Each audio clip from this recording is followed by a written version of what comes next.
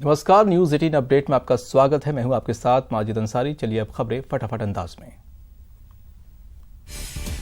जम्मू और कश्मीर में सुरक्षा बलों और आतंकियों के बीच एक बार फिर मुठभेड़ हुई है। त्राल के अवंतीपोर में हुई इस मुठभेड़ में 6 आतंकी मारे गए हैं। इस दौरान सुरक्षा बलों ने भारी मात्रा में हथियार और गोला बारूद बरामद किए हैं। वित्त मंत्री अरुण जेटली की अध्यक्षता में जीएसटी काउंसिल की बैठक जारी है। आज होने वाली बैठक में कई वस्तुओं पर जीएसटी 28 से 18% भी हो सकता है। जीएसटी काउंसिल की बैठक में लग्जरी वस्तुओं और तंबाकू सिगरेट को छोड़कर रोजमर्रा की सभी वस्तुओं को 18% या उससे भी कम जीएसटी के दायरे में लाया जा सकता है। मध्य प्रदेश, राजस्थान और छत्तीसगढ़ में कैबिनेट गठन के लिए माथापच्ची बढ़ रही है। गुरुवार रात से ही तीनों राज्यों के मुख्यमंत्री अशोक गहलोत, कमलनाथ और भूपेश बघेल दिल्ली में हैं। दोपहर 3:30 बजे राजस्थान मंत्रिमंडल गठन पर बैठक होगी। कांग्रेस अध्यक्ष राहुल गांधी की अध्यक्षता में होने वाली इस बैठक में सीएम अशोक गहलोत, उप मुख्यमंत्री सचिन पायलट, प्रभारी अविनाश पांडे, पर्यवेक्षक केसी वेणुगोपाल मौजूद रहेंगे। मंत्रिमंडल में अपने विश्वसनीय ज्यादा लाने के लिए गहलोत और पायलट खेमा दिल्ली कांग्रेस मुख्यालय के चक्कर काट रहा है। मंत्री बनने के लिए अभी भी 15 में से 20 विधायक दिल्ली में मौजूद हैं।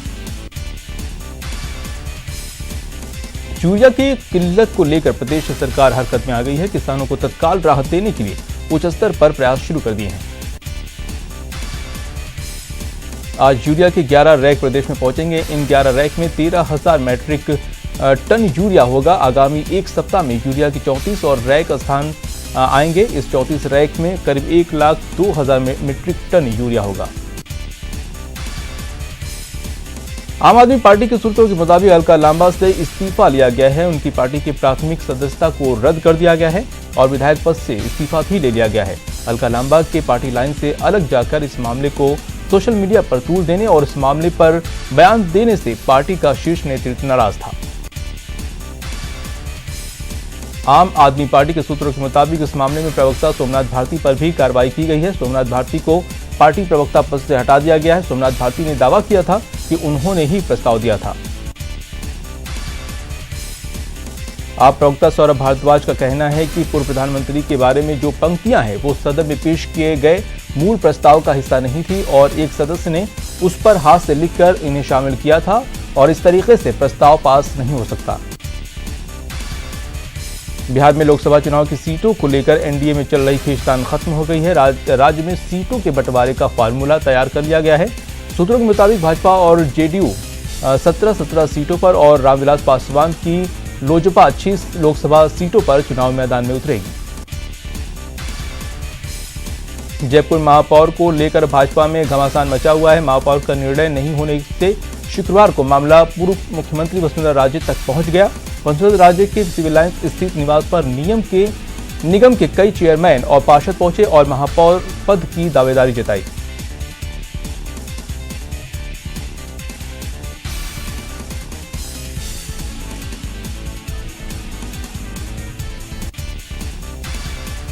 ओडिशा के सीएम नवीन पटनायक ने सूबे के किसानों के विकास के लिए 10,000 करोड़ रुपए की योजना का ऐलान किया है। इस योजना के तहत सूबे के करीब 30 लाख छोटे और सीमांत किसान लाभान्वित होंगे।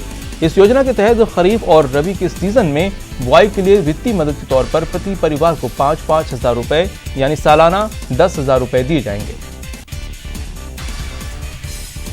झारखंड भी किसानों को राहत देने वाले राज्यों में शामिल हो गया है। यहां मुख्यमंत्री रघुवर दास ने किसानों के लिए 2,250 करोड़ रुपए की स्कीम का ऐलान किया है।